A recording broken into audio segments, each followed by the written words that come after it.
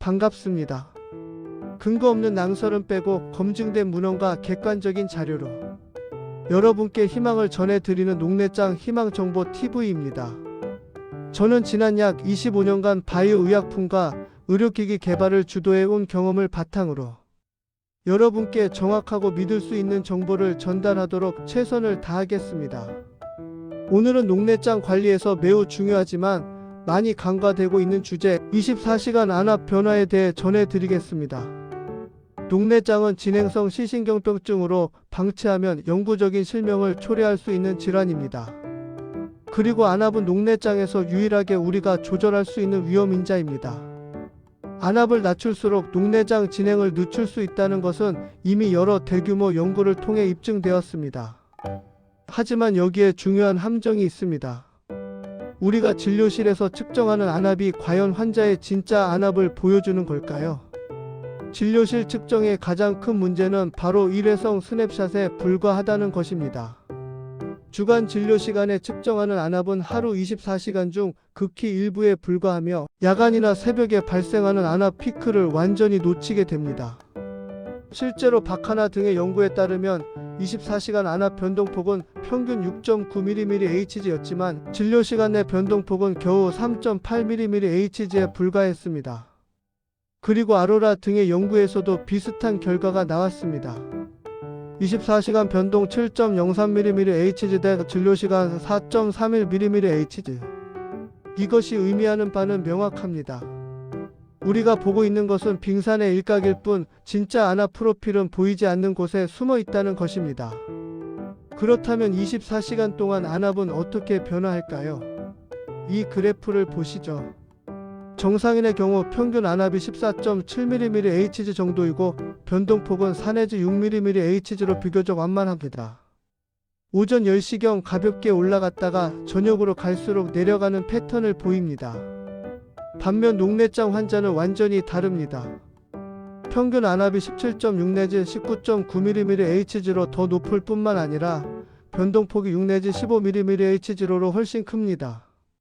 그리고 가장 중요한 것은 야간과 새벽 시간대에 급격한 안압 상승을 보인다는 점입니다. 여기서 충격적인 통계가 나옵니다.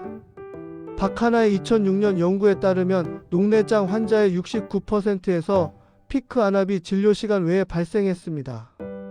구체적으로 42%는 오전 7시에, 23%는 밤 10시에 피크가 발생했습니다. 이것이 의미하는 바는 무엇일까요? 우리가 진료실에서 측정하는 안압으로는 환자의 진짜 위험을 60% 이상 놓치고 있다는 뜻입니다. 안압의 평균값 못지않게 중요한 것이 바로 변동폭입니다. 정상인의 변동폭은 4 내지 6mmHg 정도지만 녹내장 환자는 6 내지 15mmHg로 훨씬 큽니다. 일부 박리녹내장의 경우 변동폭이 15mmHg를 초과하기도 합니다. 왜 변동폭이 중요할까요? 안압이 계속 변동한다는 것은 시신경에 물리적 스트레스를 반복적으로 가한다는 의미입니다. 생물학적 시스템은 지속적인 스트레스에 대해 완충 기전을 가지고 있지만 과도한 변동은 이러한 항상성 유지 기전을 압도하게 됩니다.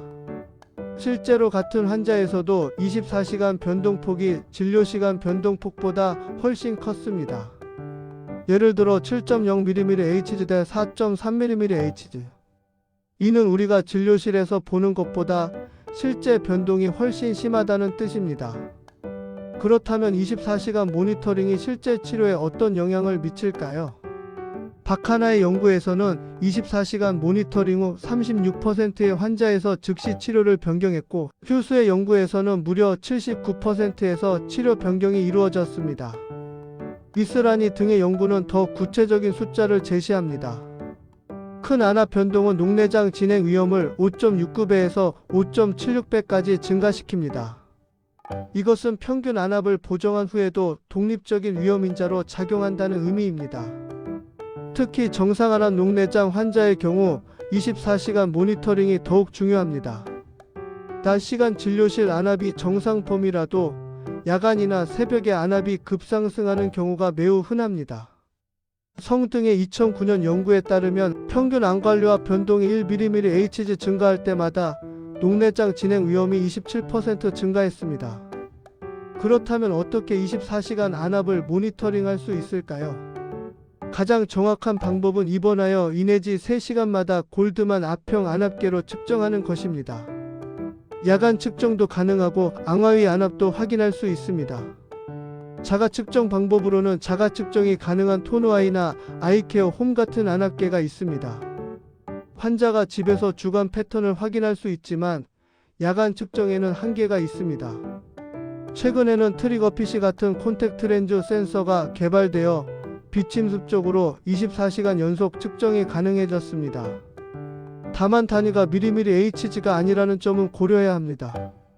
정리하겠습니다. 보이지 않는 안압 변화를 찾아라. 이것이 오늘의 핵심 메시지입니다. 24시간 모니터링이 특히 필요한 환자는 누구일까요? 진행과 안압이 불일치하는 환자, 정상 안압 녹내장 환자, 그리고 높은 기저 안압이나 큰 변동폭을 보이는 환자입니다. 치료 목표는 단순히 평균 안압을 낮추는 것이 아니라 24시간 내내 고르게 안압을 저하시키고 피크와 변동폭을 동시에 억제하는 것입니다. 실천 방법으로는 다른 시간대에 재측정하고 야간 앙하위 안압을 체크하며 필요시 약물의 저녁 투여를 고려하고 진행하는 환자에서는 24시간 모니터링을 반복하는 것입니다.